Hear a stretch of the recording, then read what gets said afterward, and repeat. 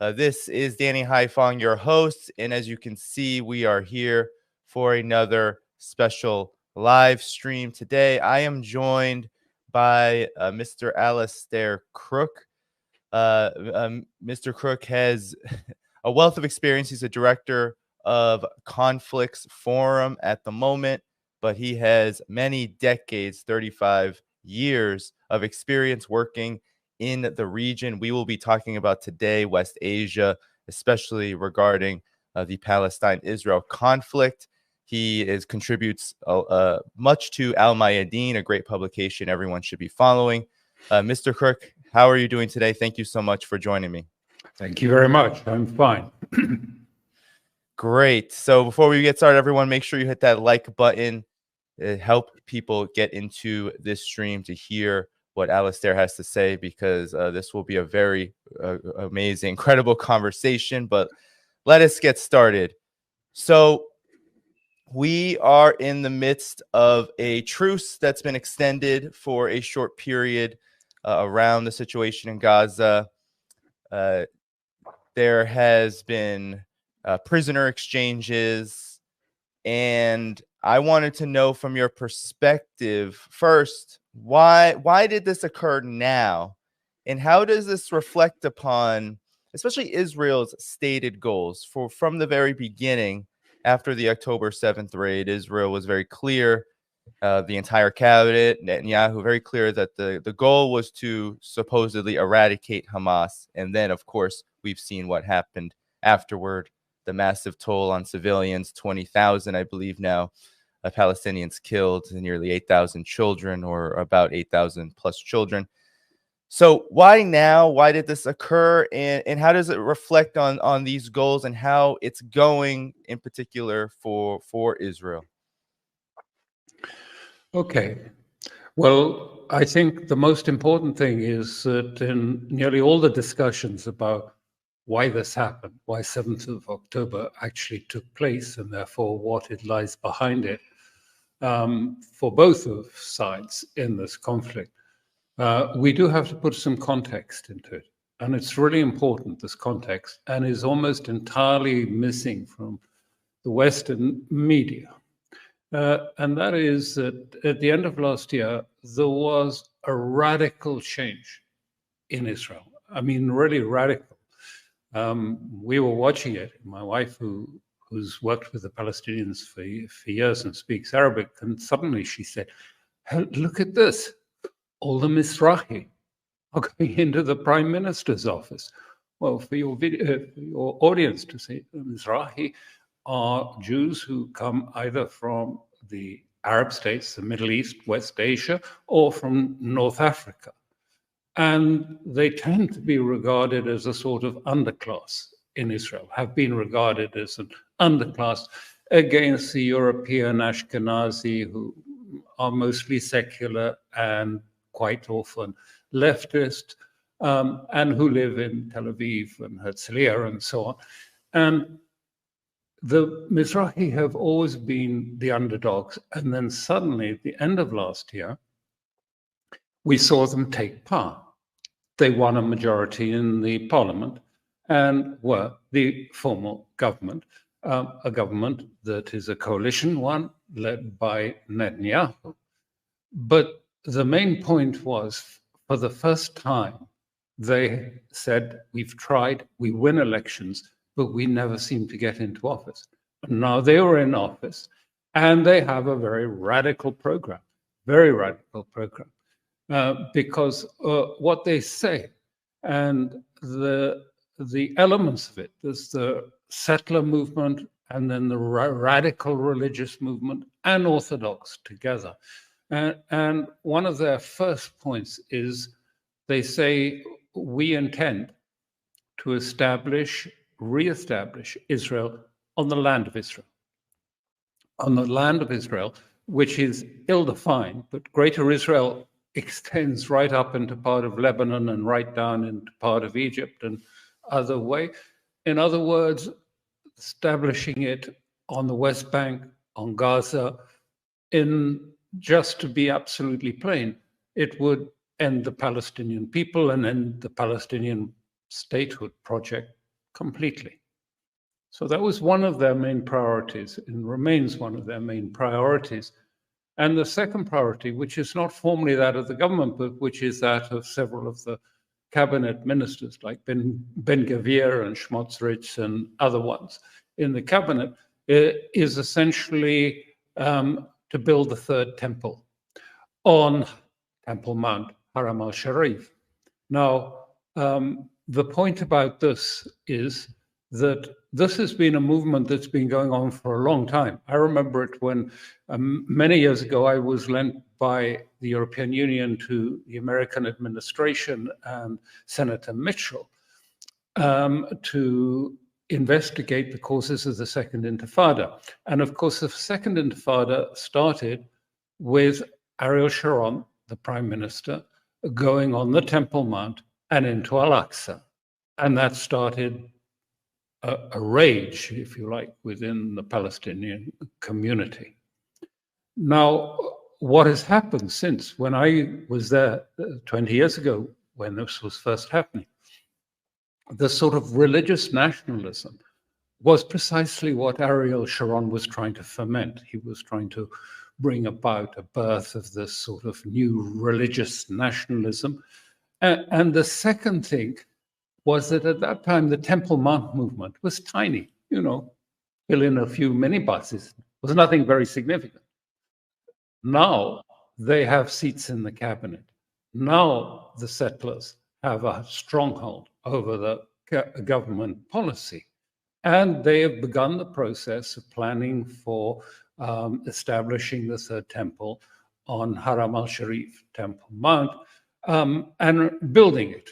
And they have already imported the 3 red heifers and all the things in cultural Judaism which are required to start the process of laying the foundation for this.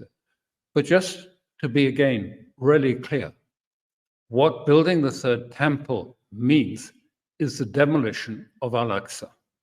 Now, Al-Aqsa is really the foremost symbol today of Islam, Sunni Islam, Shia Islam, not Palestinians particularly, the whole Islamic world, particularly, if I'm allowed to say that, since in fact the Saudi Arabia has largely emptied the original seat of it, Medina and Mecca, of any real sense of religious feeling or being. And they've demolished the Prophet's home, they've demolished the first mosque in which he preached. All of that has been demolished by the Saudis, who, with their Wahhabism, doesn't really allow it.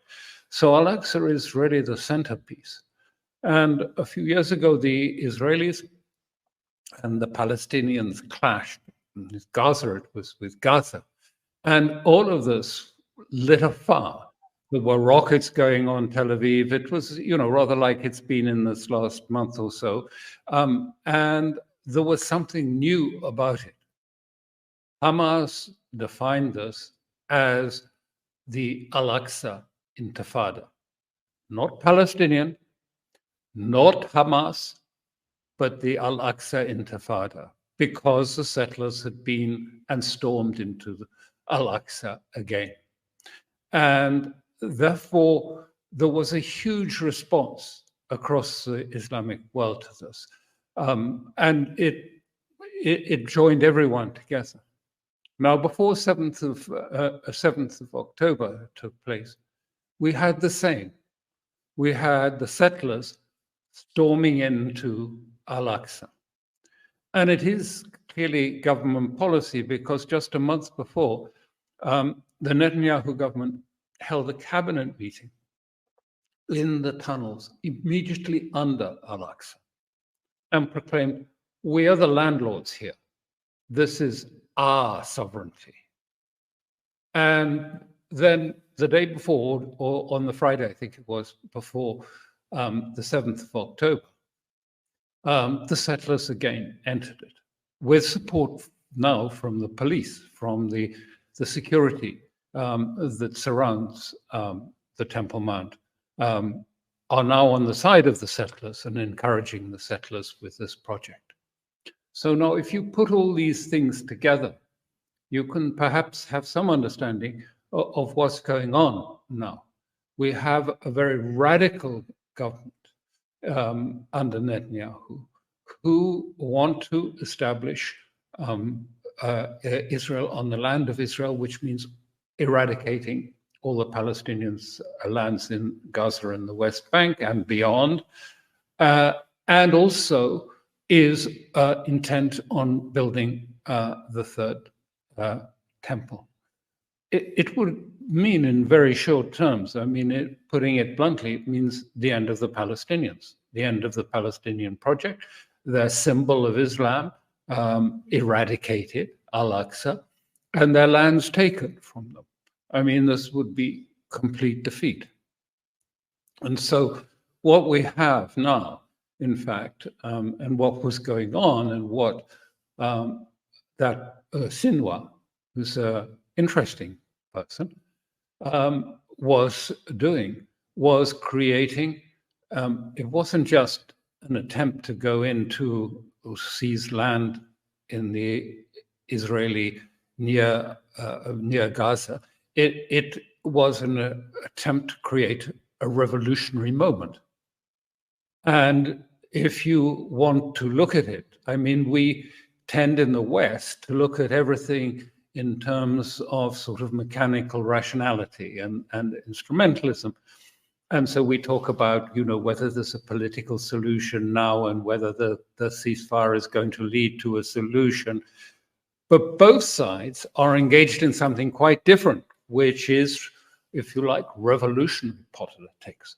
Because not only is Hamas trying to break, if you like, the paradigm, the whole point of this is since 48, the great catastrophe, Palestinian state has not got any nearer, it's got further and further and further until Netanyahu, over the last 10 years, has been quite happy to say, well, that's old news, it's history. No one cares about the Palestinian state anymore.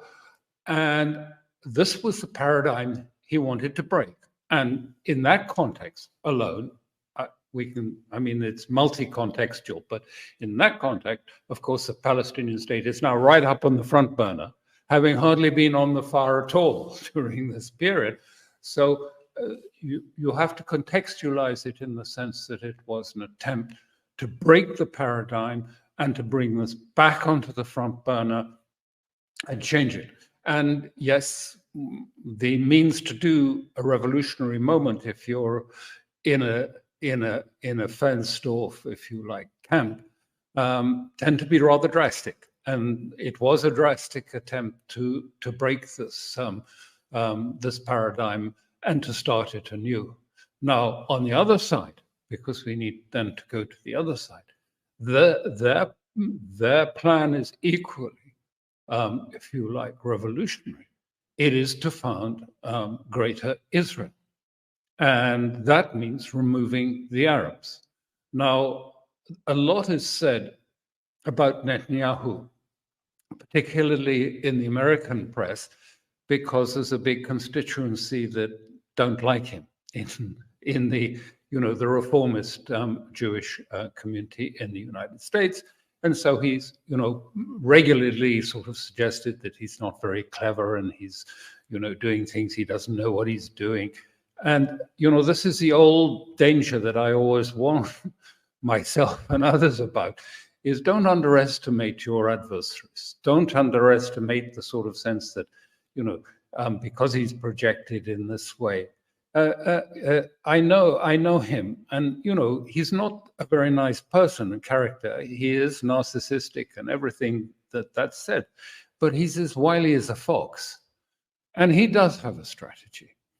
And his strategy is twofold. The first part of Netanyahu's strategy, and that of the cabinet, incidentally, there's no divisions in this. The first part of the strategy is to rely on the overwhelming public opinion in Israel, Israeli public opinion, that Hamas must be absolutely crushed and Gaza too, and the hostages released. And those are the twin things. And incidentally, there was a poll taken this Friday, a few days ago, and taken by the Israeli Democracy Institute. And this showed that his judgment on this is correct.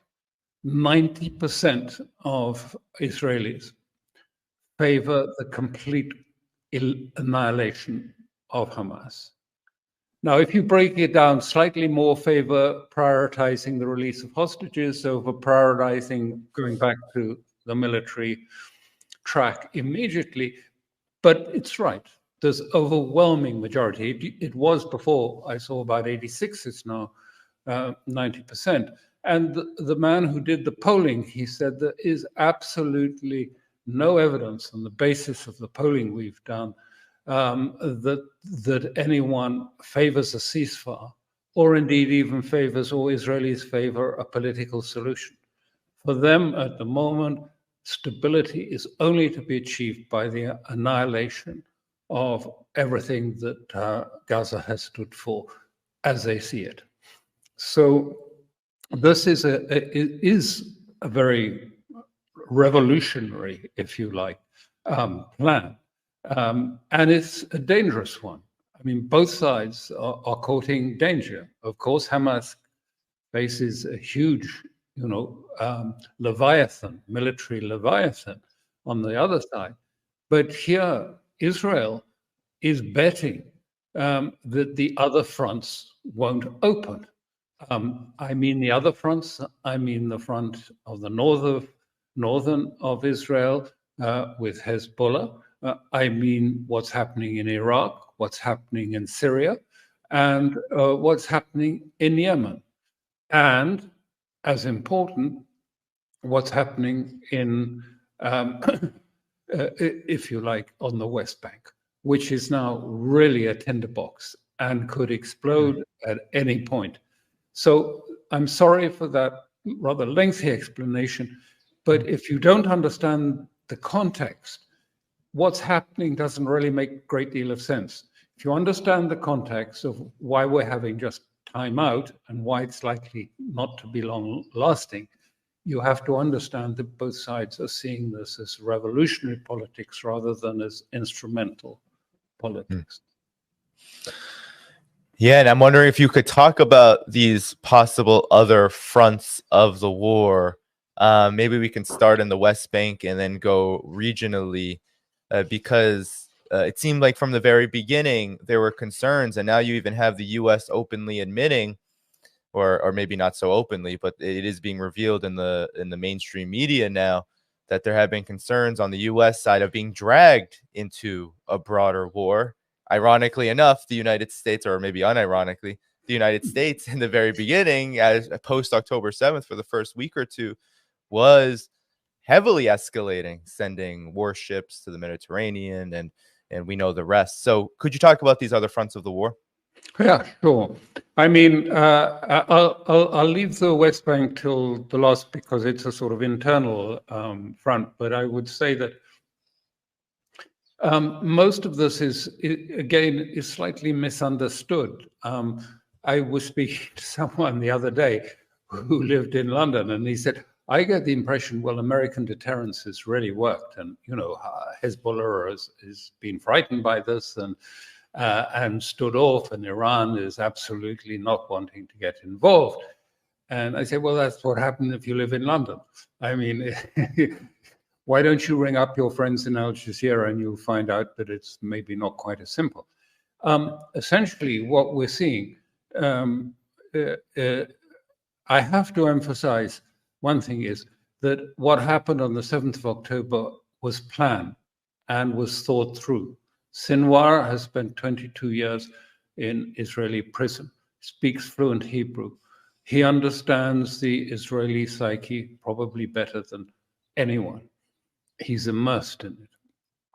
And if anyone thought otherwise, I can assure you, they understood what was likely to be the consequence of the 7th of October and also of the consequent loss of life that would be entailed by it. So this has been something that has been quite long planned.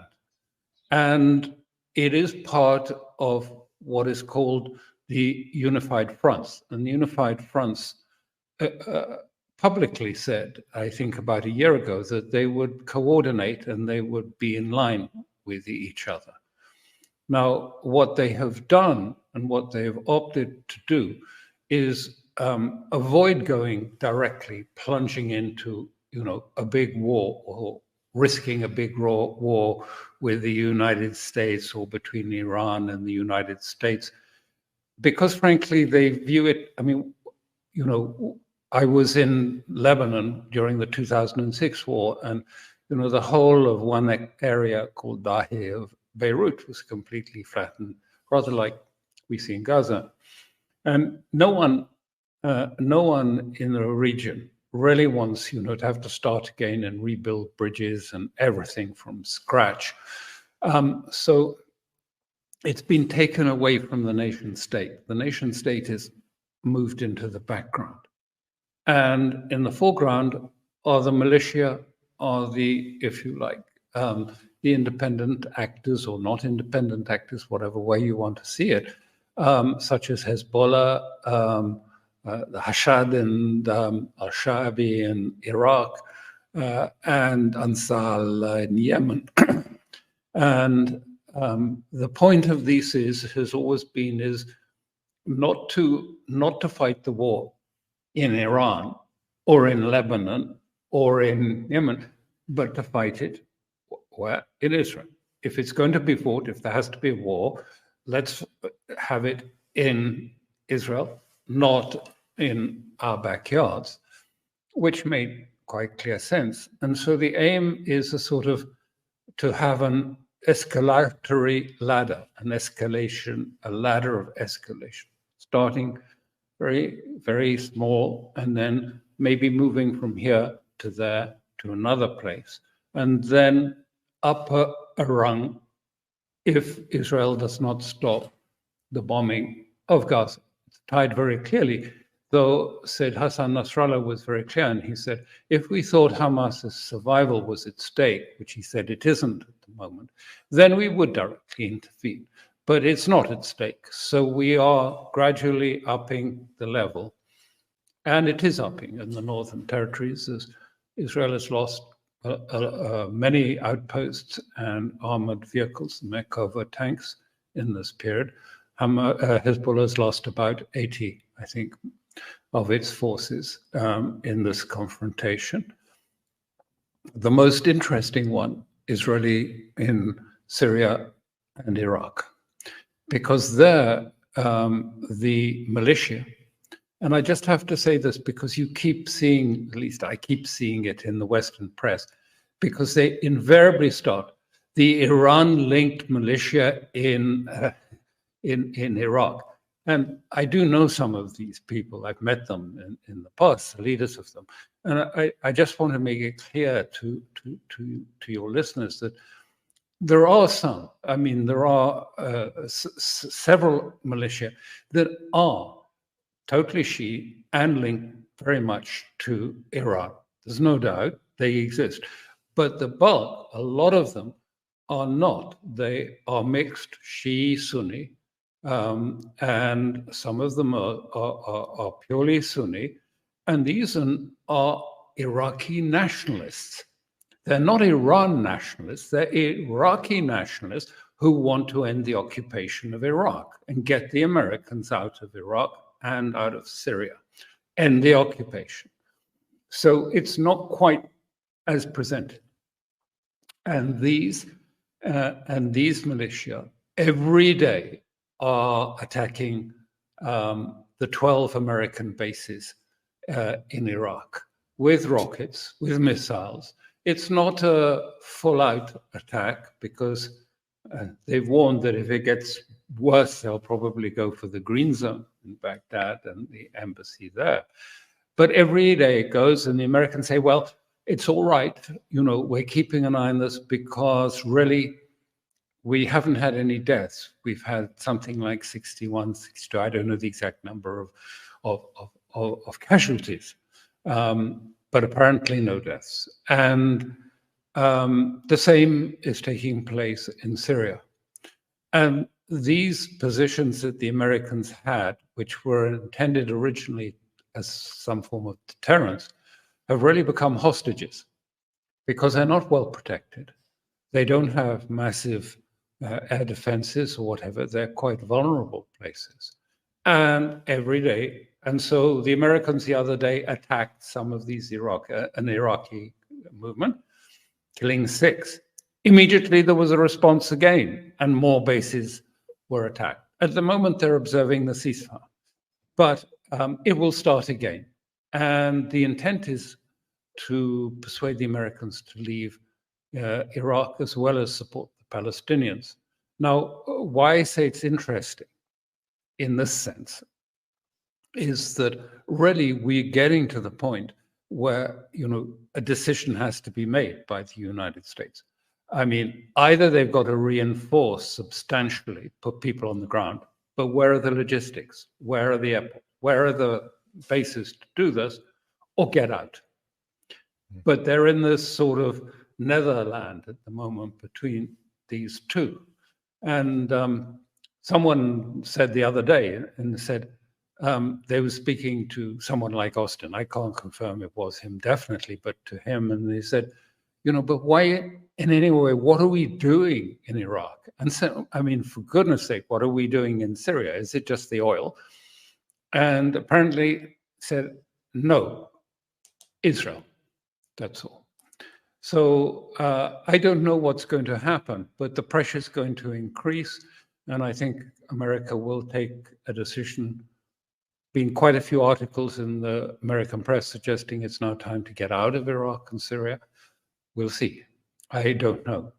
On the Lebanese front, Hezbollah, I mean, is now probably the 3rd major military power in West Asia. And I mean that. I mean, in terms of experience of their forces, the discipline, and also the number of missiles and advanced weapons they control. I remember always the West has been disdainful of non-Western groups being technically competent. However, I remember in the 2006 war, and I wrote about it at the time, that it was actually Hezbollah that was intercepting and monitoring the Israeli military communications and even their embassy communications, not the other way around. So they are quite technically very competent. So we are waiting to see really what happens. Now, the White House fear is even more than you suggest. The White House fear, which is not without good basis, is what you said, that there may be an attempt to try by Israel to draw America into the war against Hezbollah. And who knows, even maybe this would be Netanyahu's dream, bring it into a war with Iran. I don't think that latter is on any prospect of that. I don't think America wants to go to war with Iran. They understand the costs of that. But the idea of taking a war with Hezbollah has become quite an issue in the Israeli cabinet. From the beginning, Golan wanted at the outset to strike a blow against Hezbollah. And since then, it has come back again a couple of weeks ago to the cabinet. I think it was a weekend before last or something like this. And the cabinet voted to strike Hezbollah hard, and Netanyahu refused at the time. And it's now got a new impetus, because what the military are saying is, look, I mean, we've now got something like 150, 200,000 who used to live in that northern part of Israel, close to the Lebanese border, who are now in hotels because we've evacuated the whole of the northern area, and we've put all the inhabitants in hotels. An Israeli journalist who went up there not so long ago, he said, it was completely empty. I found one old woman who was bedridden in one the big town, which has about 20,000 people normally, and one other person tending to his fish, and otherwise it was empty. Well, these people are saying, and the settlers are saying it, we're not going back until you've moved Hezbollah way back from the frontier and over the Litani River into Lebanon. And one of the leaders of such a settlement, I think it was Metula, which is in the north, said, you are exaggerating. He went on the Israeli press very publicly and he said, you, the IDF, you've exaggerated. I know you've done nothing to damage Hezbollah at all. All of this is just propaganda. And we know. I mean, they're on the fence. And if you think we're going to go back like that, you're mistaken. We are not going back until something has happened. So this is the other dynamic driving it. And the White House is very worried about this, that, if the Israelis do move and escalate, and it has been escalating during this period, can they keep out of it? The Yemenis, the other front that is open, have now started seizing ships or threatening shipping. It is having an effect. I know of at least 3 ships who've had to take the long way around Africa, adding to the costs greatly. And so that is continuing, and they fire rockets and missiles into Eilat, which has disturbed the people who live in Eilat greatly. Then I just finish in the West Bank. This is, so important, again, the reality on the ground compared with much of what is discussed in the White House and in Brussels, because they keep saying, well, maybe Netanyahu will go, maybe he can be removed, and then we can have, go back to normal. And first of all, there's no divisions in the cabinet. I remember it was actually Netanyahu in an interview in the 1970s with Max Hastings for his book. And he said to Max Hastings, in the next war, if we play it right, we can get rid of all the Arabs from this land. We can get rid of them all, and we can sort out Jerusalem as well. So it's not as if he's, if you like, an odd man out. It's not as if those cabinet members that the West says are extreme and radical. It's perfectly true.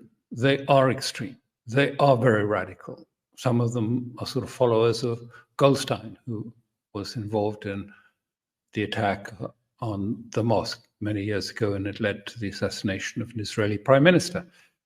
They are radical, but they are totally in tune with many of the original founding fathers of the Likud party, which is the majority party to which Netanyahu belongs. They're not completely out there, outliers from Israeli politics. Actually, they are closer to the roots of Israeli politics than many would like to admit. So we have a prime minister in line with his cabinet, and a cabinet in line with the prime minister. And this is why we're coming to the junction where we may not see the ceasefire continue. One of those 2 cabinet ministers is responsible for the administration of the West Bank, the occupied territories, Smotrich, and the other one, Ben-Gvir, is responsible for security.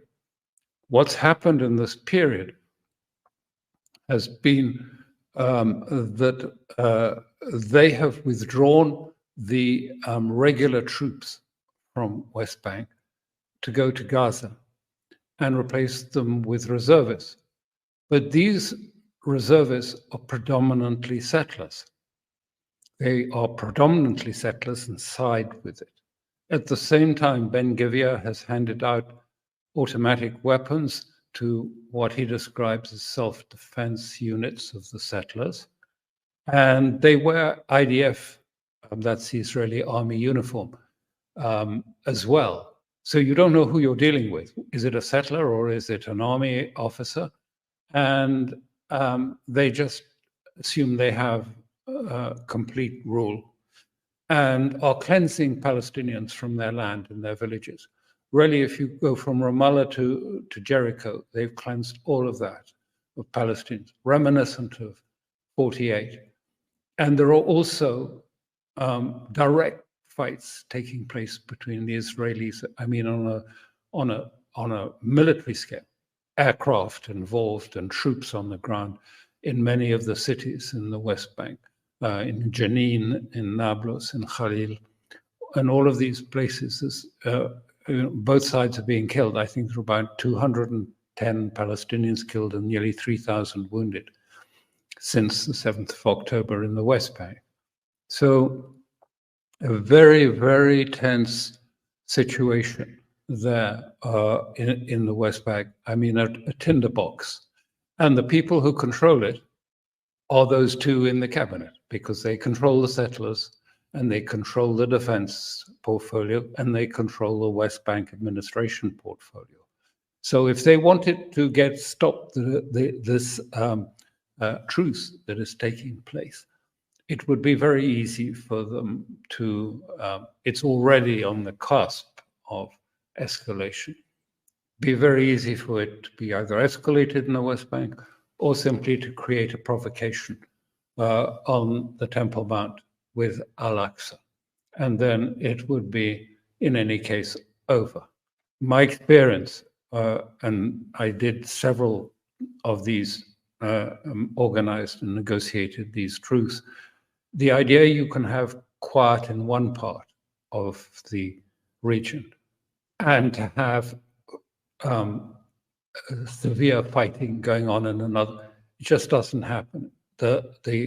Any outrage is just immediately goes viral and goes around the whole region, essentially. So that's where we are.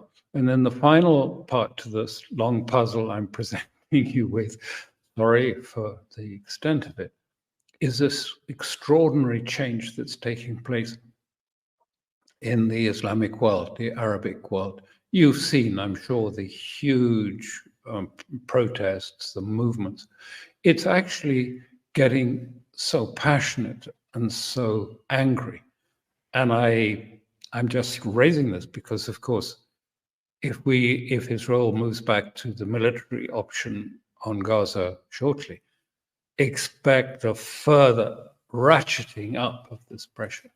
Well, it's getting to the point which it threatens a number of Arab state leaders, King Jordan and al-Sisi. Even Saudi Arabia is getting quite anxious about the consequences of this. But it's also moving to something which is not really noticed or not really commented about. But if you've watched any of the sort of homecoming, even though it was supposed to be sort of tranquilized by Ben-Gvir for the Palestinian youth, they were nearly all under 18 or less, by the way, coming home. You would have seen a combination of two things. One is a sort of strong, powerful nationalism, and the other is Islam. Everyone got down on their knees and kissed the earth of Palestine in a very religious way, not kissing just their relatives, but kissing the earth of Palestine. Now, these two elements have remained apart for decades because it was the policy of the West to use Islam against secular Arab nationalism. But now it seems to me that they're actually conflating into something that is different. And the energy that seems to be there portends a long struggle ahead. It's not going to simply go away, as I think some people expect or would like. I mean, unfortunately, this is going to be, I think, a long fight, one that ultimately threatens the survival of Israel. Yeah, and in the United States, all of these points that you've brought up just remind me in the United States, there's a tendency to forcefully forget history and forget this context. And in particular, of course, I've been saying this from the beginning, Netanyahu is not some rogue that just emerged out of the blue just a few years ago, but that he's been a big staple, and you've had the chance to actually work with him, so that context is critical. But I'm wondering now, given all the dangers that you have presented, all of the flashpoints, this kind of convergence of just innumerable issues for Israel. Like, is this a matter of Israel overreaching? It has these like very clear aims that, of course, are being more diverted into the mainstream media narrative of, okay, the Hamas needs, Biden every day is talking about Hamas needs to not, we need to fight Hamas. We need to help Israel with Hamas. But these stated aims are also are quite different.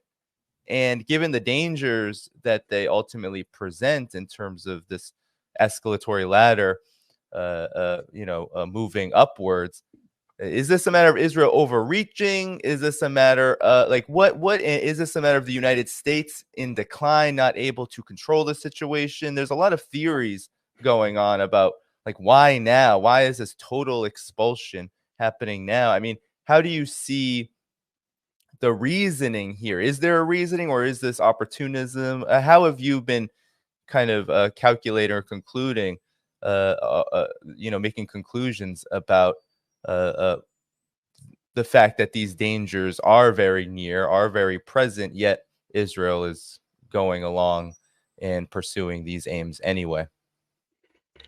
I think that much of the Israeli, I can't call it a strategy, but its reaction to the 7th of October is driven by revenge, much more than by a concerted set of ideas or thinking about what it was going to achieve.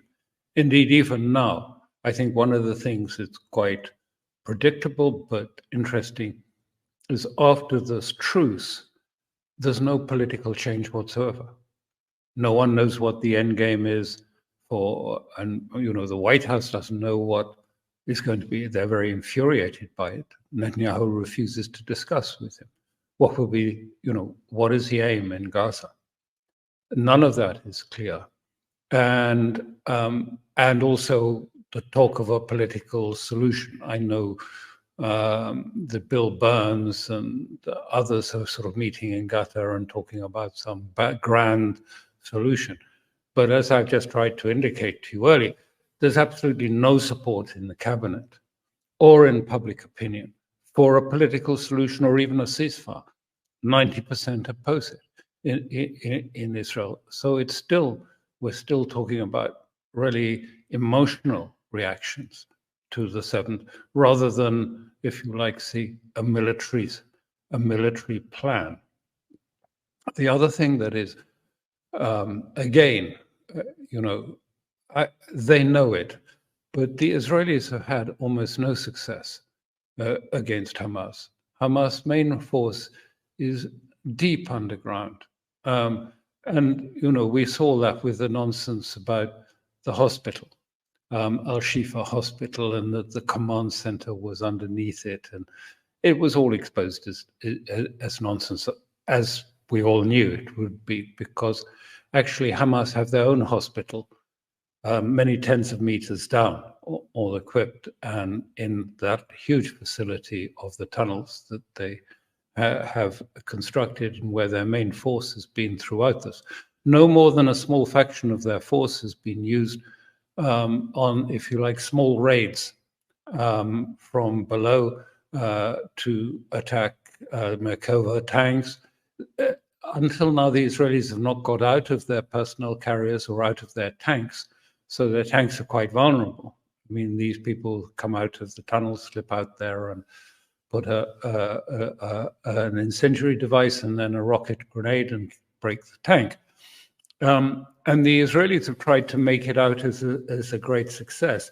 But in fact, what they've done is they've stayed in those areas where they think there are no tunnels and where there probably aren't tunnels, which is the coastal area, because it's too wet and the subsoil is not sufficiently solid for building deep tunnels. And also the wadi.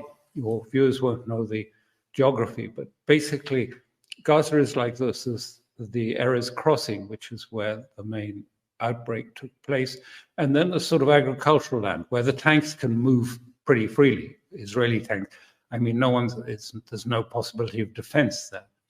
And then they've come down the beach area, and the beach area is not urban. It's just beach and a little bit of people's gardens and things behind. And the wadi is, you have Gaza City up in the north, and then you have Khan Yunis down further down, and there's this old river that sort of passes down there, and it's sort of swampland. I remember it. It's swampland, and it's quite unsuitable for tunnels.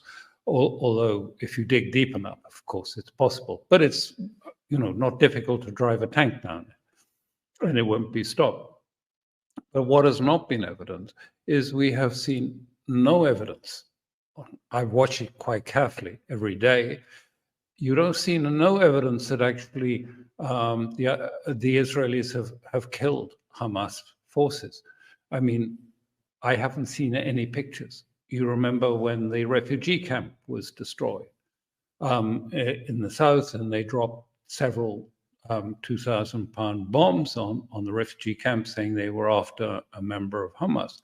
And all those images of rubble and things which are taken contemporaneously with the event, I have yet to see anyone pulled out in uniform, anything resembling a uniform. I have not actually even seen a weapon pulled out from any of these events, these rubble events. So I haven't seen any real signs that there's been a great, if you like, that the Israelis have been winning. And the tunnels, you have to understand, they have what is called, they have the main tunnels, but they have sort of one-time use and throw, a throwaway use, small tunnels just to exit and then go out and do a raid, come back down the tunnel, and then you collapse the tunnel and it's finished, never used again. So when we've heard about tunnels being destroyed, they were probably destroyed by Hamas. No one knows. I want to be clear. I don't know how the sort of strategic balance is actually going, because no one admits it. But I don't see much evidence that it's been a great success for Israel. And I also hear from people in touch with the Israelis that they know it hasn't been a great success. And so what are they going to do next? I don't know. Well, Sinwar says in the next round of fighting, the full three-quarters of the main force, which has not been deployed so far, will be deployed when the Israelis re-enter into Gaza. Yeah. I mean, I guess we'll have to see, but it seems like the fighting will continue, in this so-called stated aim to quote unquote destroy Hamas is not only not working, it's also seems to be not even the biggest priority, given all of the destruction and all of the tensions that have been inflamed that are very separate from this aim. So I wanted to spend maybe the last few minutes that I have with you on the larger world situation. And of course, the big topic that I've been covering here is Ukraine. And I'm wondering, from your experience as a diplomat, and also from how you've been viewing and analyzing this particular conflict, where do you see things now here? How has there been, an interplay between these two conflicts, the one occurring in Gaza and Palestine, and the one occurring in Ukraine? And what it seems like, given that we're hearing more news about a peace being scuttled, even Zelensky's, even top officials in Zelensky's party are saying that peace was scuttled by the West in April 2022. seems like peace is very far off, yet the conflict now has become an afterthought to the West. What has been your view on this and how things have developed? Well, I think you're right in your last comment. I would say that it is quite clear, I think, to everyone who follows it, that the war is over, effectively. The kinetic war is over.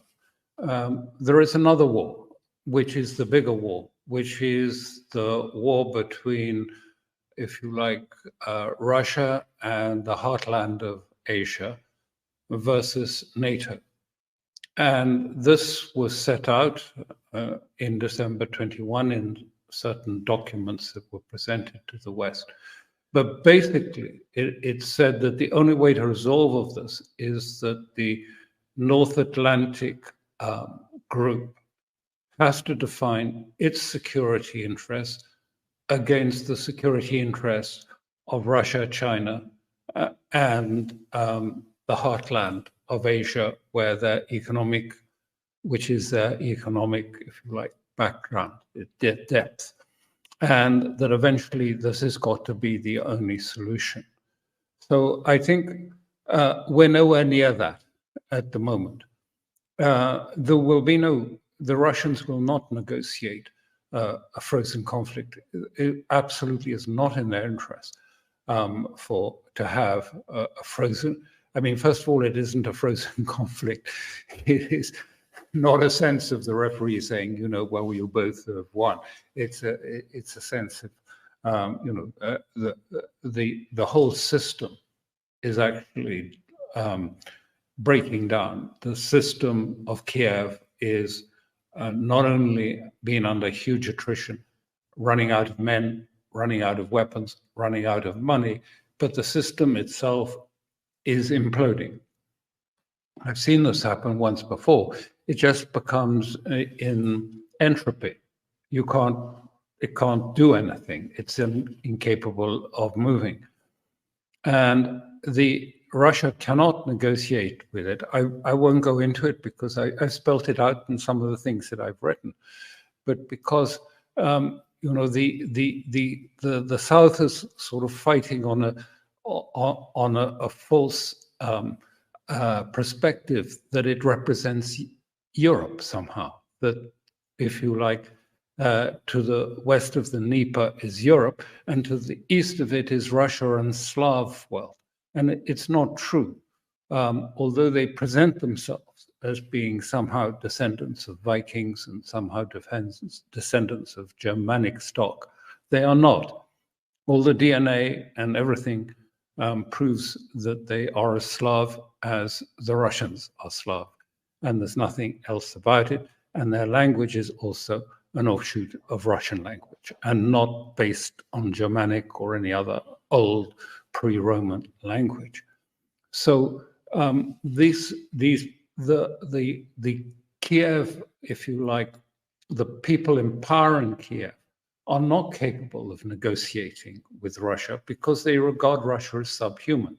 They said that. Danilov, the head of their national and defense security, said we're all right with Asians, and the Slavs and the Russians are Asians, but they're not really human. We don't regard them. And by the way, they're excluded from citizenship in the legislation that Zelensky introduced in this. So I don't see Russia being able to, is going to negotiate with people who regard them as subhuman. And this is a bigger picture, which I've tried to outline elsewhere, where we're moving. Negotiations and diplomacy used to be about national interests. It's possible to negotiate a national interest, but now the West has gone in for identity politics and is turning everything into a clash of identities, so that it is now the European nation fighting against the old enemy of Russia. And I would just say one thing about how ridiculous it is, in the sense that there was never, if you go back a few years, there was no Russia problem facing Europe. at all. No one was preparing for war with Russia or thinking about war with Russia. They were using Russian energy to fuel their economic system. Then suddenly they were caught by the nose by the team in Biden and by the neocons, and they zealously and enthusiastically, to prove their sort of allegiance to the North Atlantic side, went into war and have lost completely and just mortgaged their economic system for a generation or more. I mean, completely made a mistake about the whole conduct of the war, thinking it would be simple, thinking it would be an easy win. And now the Europeans are saying they have a problem with Russia, and NATO has to be strengthened, and they have a problem with Russia. Actually, it's the other way around. Russia now has a problem. Russia has a problem with the Europeans. That's how it is. And the only way it will be resolved is what I said at the beginning. If there is someone who has, if you like, the agency in the United States to sit down and work out some sort of modus vivendi that can be made between the interests of the NATO bloc with that of the emerging Russo-Chinese heartland interests. I don't think it will stop, and Europe will be sort of wasting its time after making all these egregious mistakes in just trying to pretend that they can put together a military force. By the way, I worked in the European Union. I mean, it's not a state.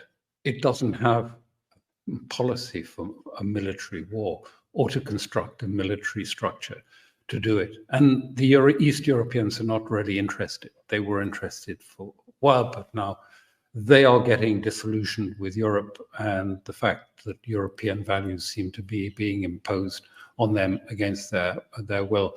So I think the whole thing will sort of crash and burn in due course, but Europeans will pay the price in a much reduced economic standing in the world. I mean, really collapsing economic standing. Already, I'm speaking to you from Italy, 2/3 of Italians are having real difficulty in paying their bills because gas, electricity is all shot up across because of the sanctions that the Europeans were so keen to introduce on Russia.